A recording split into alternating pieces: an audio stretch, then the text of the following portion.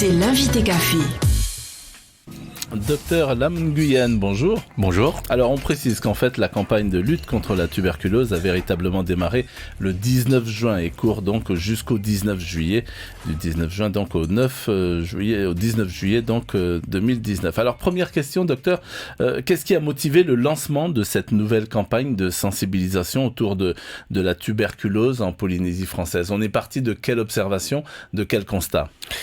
On est parti de l'observation qu'en fait, on a de plus en plus de difficultés à mener des campagnes de dépistage autour des sujets contacts notamment.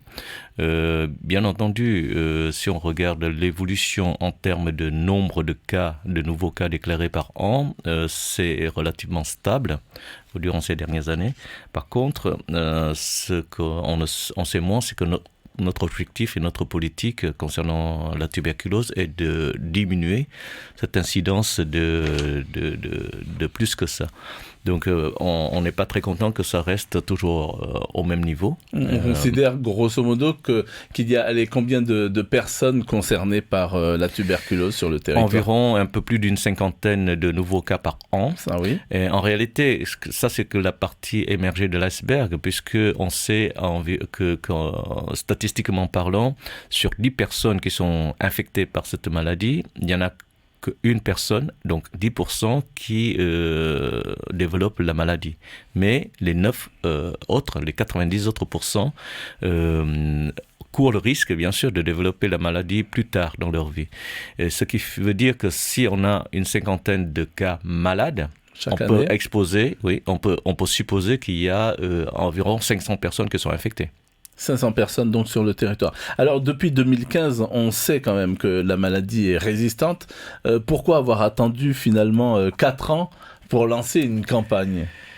Eh bien, c'est-à-dire, lorsqu'on a constaté le premier cas de multirésistant il y a de cela 4 ans, on espérait que ce soit un cas isolé, parce qu'en fait, il faut dire la multirésistance, c'est-à-dire la résistance de la bactérie à 2 des principaux médicaments de ce traitement, qui en compose 4, eh bien, c'était dû à un problème d'adhésion thérapeutique, c'est-à-dire la personne ne prenait pas régulièrement et correctement ses traitements.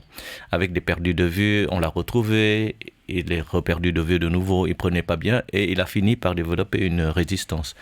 Malheureusement, il en est décédé, mais entre-temps, il a eu le temps de transmettre ce germe multirésistant à son entourage. Et du coup, au fur et à mesure qu'on avance dans le temps, on découvre des nouveaux cas, etc. Donc, on s'est aperçu que c'est compliqué de faire la prévention et notamment les campagnes de dépistage à grande échelle, puisque il y a très peu de gens qui savent ce que c'est encore cette maladie qui existe toujours sur le territoire et qui nous pose réellement un problème de santé publique actuellement avec ces formes multirésistantes. Le dépistage, il consiste en quoi ? Le dépistage consiste à voir toutes les personnes en contact proche ou au moins fréquente avec les patients infectés et malades pour détecter les maladies latentes ou pas chez eux.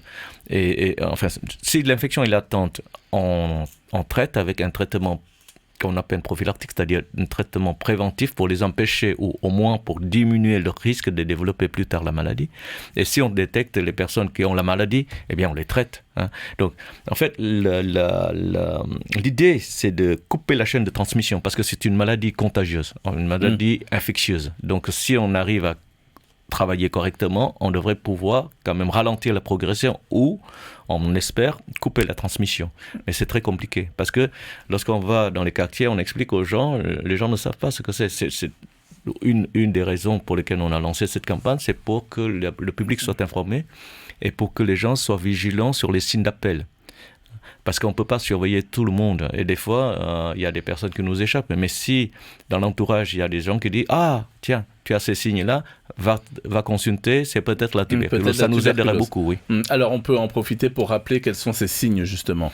Ce sont des signes d'appel. Encore une fois, ce n'est pas propre à la tuberculose. Mais l'ensemble de ces signes-là devrait faire penser à la tuberculose. Donc, je rappelle, c'est la toux. Une toux qui persiste plus de 2 ou 3 semaines, il faut aller consulter un médecin. Et surtout si vous toussez, que vous crachez du sang, allez vite voir un médecin. Si vous perdez du poids sans faire exprès, allez voir un médecin. Si vous êtes fatigué de façon anormale, sans aucune cause particulière, allez voir un médecin. Si vous avez de la fièvre tous les soirs et ça traîne pendant plus de 2 ou 3 semaines, ou si vous transpirez beaucoup quand vous dormez pendant plus de 2 ou 3 semaines, allez voir votre médecin. Voilà, ce sont des ensembles de signes d'appel. Encore une fois, rien de spécifique, mais l'ensemble de ces signes-là ou leur association doivent faire penser à la tuberculose. Alors, on dit que cette maladie trouve un terrain favorable dans des lieux où on constate que c'est mal aéré, il y a beaucoup de saleté. Quels sont exactement les lieux qui sont autant de signes pour vous qui montrent que là, on peut être en présence d'un foyer donc, de tuberculose? C'est très difficile de parler, si vous voulez, il y a des endroits propices pour la tuberculose ou pas. Par contre, il est clair qu'il y a des modes de vie qui favorisent la transmission de la bactérie. On sait depuis très longtemps que la promiscuité, lorsque vous avez une famille nombreuse, qu'un des membres est malade, tousse et crache des bactéries de la tuberculose, il est évident que si il y a une promiscuité avec les autres membres sont plus à risque d'être infectés. Donc, depuis longtemps également, on sait que cette maladie est en quelque sorte, entre guillemets, une maladie sociale, dans la mesure où elle frappe beaucoup plus les gens qui sont socialement défavorisés que les personnes qui sont plus aisées. Pour la simple raison qu'il y a des personnes qui sont plus aisées habitent dans des habitations plus aérées, beaucoup plus modernes, moins insalubres, ils se nourrissent bien, etc. Donc leur défense immunitaire est plus forte. Donc tout ça on le sait, si vous voulez, mais ça ne permet pas de dire, mais voilà, il y a un quartier pauvre, donc forcément il y a la tuberculose. C'est pas ça non plus. Mais disons qu'il y a des facteurs favorisant la transmission de la bactérie.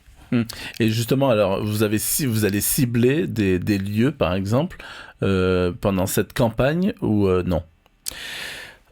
Disons que c'est une maladie qui se transmet de personne à personne.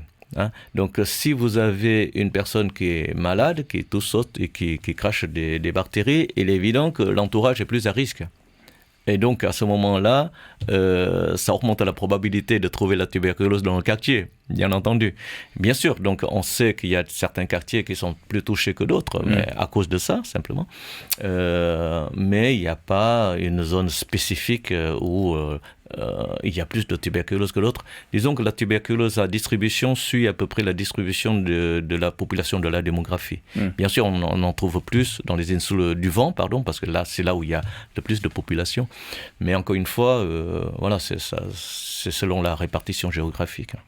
Alors, il y a quelques mois, un enseignant avait contracté la maladie au lycée Paul Gauguin à Papeete. Vous savez ce qu'il est devenu ? Je ne sais plus si c'est moi qui suis cette personne, je suis tellement patient, je ne me souviens plus, mais à ma connaissance, la personne est guérie. Donc, il n'y a pas de problème de ce côté-là. Par contre, si vous me demandez si l'enquête est terminée, oui, je pense parce que plusieurs élèves avaient subi des examens. Je pense que oui. On a détecté des cas d'infection latente, c'est-à-dire que la personne est infectée mais non malade. Et pour ces personnes, on a proposé un traitement préventif pour les empêcher ou diminuer le risque de développer la maladie plus tard. Voilà. Par contre, les chiffres, je n'ai pas en tête là, mais je sais que la personne source est guérie. Alors la tuberculose, on peut en mourir, mais le message à faire passer, c'est qu'on peut très bien la soigner.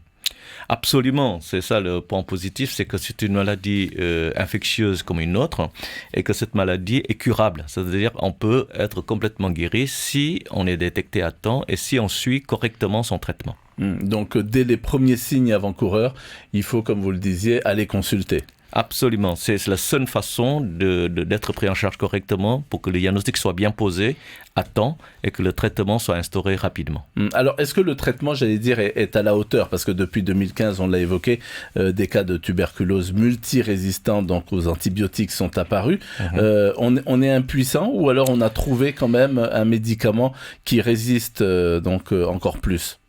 Disons que nous avons encore dans notre arsenal des médicaments efficaces. Bien entendu, les multirésistants, les tuberculoses multirésistants, je veux dire, sont un peu plus compliqués, bien sûr, beaucoup plus chers à traiter. Mais pour l'instant, on a de la chance. Les multirésistances qu'on a sont des multirésistantes à bas grade. Donc, mais ça peut évoluer.